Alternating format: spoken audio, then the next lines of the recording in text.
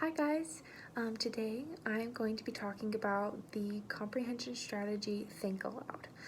So the reason I chose Think Aloud is because I've seen it demonstrated in many classrooms, and I think it is a fantastic way to assess your students, whether they aren't reading yet or whether they're already in the upper elementary grade level. There's a lot of flexibility with it, which is really great in a classroom where you aren't going to have everyone on the same reading level. So there are 5 main steps whenever thinking about the Think Aloud strategy and how to implement it successfully in your classroom.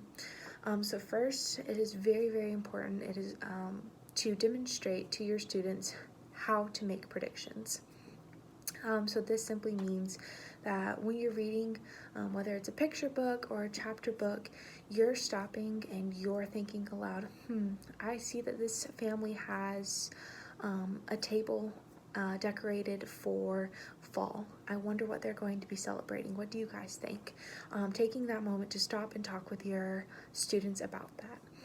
Second, it's going to be important to demonstrate how to visualize what's happening in the story, even if there's not pictures. So for your higher grade levels, having your students still stop and think about what they're hearing being read, or having them stop every few pages and tell you what they see in their mind from how the author is wording the imagery. The third point is to connect what your students already know to what they're now learning, taking prior knowledge and now activating it in the current learning moment. The fourth step would be to demonstrate to your class how to mentally work through scenarios verbally if they do not understand the full concept. So stopping at words that you don't know or don't recognize and trying to figure out what that word might mean due to context. And it's very vital that your students see you as the teacher also stopping on those larger words or those unfamiliar tier 3 words that they maybe haven't seen as often before, and that they see you demonstrating how they can make those predictions. And finally, in the Think Aloud process, it is important to emphasize the importance of rereading to grow and strengthen lagging comprehension. So even though this will affect the fluency rate, it will be important for their comprehension, and that's what this strategy is all about. If they're just reading through really quickly just to get through the book, then they aren't going to be comprehending what the main idea, the plot, the storyline is. And so with the Think Aloud, they're able to stop and do this.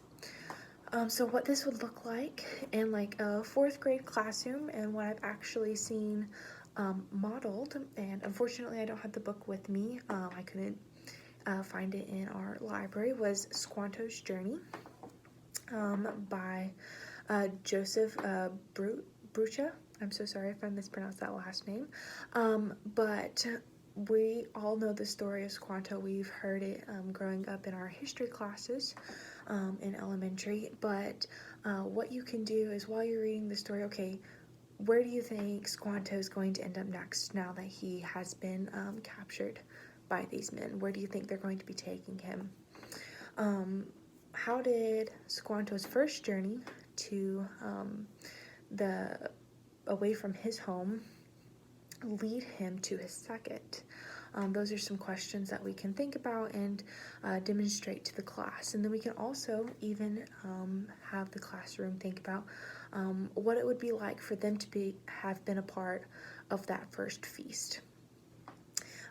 So it is this strategy, I think, is really great to be able to just informally assess your students and see how well they're understanding, whether it's their picture book. For ELLs, I think it's really great because they're able to verbally communicate and practice those oral skills that they need to know how to do, whether it's describing what's happening in the book and learning new words to how to describe what they're seeing, or learning new tier 3 words as well for whatever grade level that they're at. So yes, that's the Think Aloud strategy.